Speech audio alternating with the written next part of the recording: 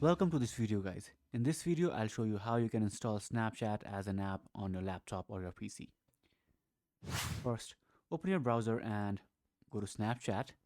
Here, if you are on Edge, you can just click on this icon here on top right and it will give you an option of installing Snapchat as an app. Just click on install, and as you can see, now Snapchat is installed as an app. Now let's see how we can do the same from Chrome. Open Snapchat on your Google Chrome. Press on this button that shows the three dots on top right. Hover over Cast, Save and Share. Here you will see Install Page as an app option.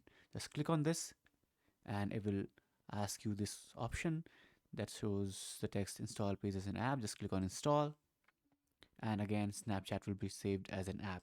Now you can just open this now without any browser.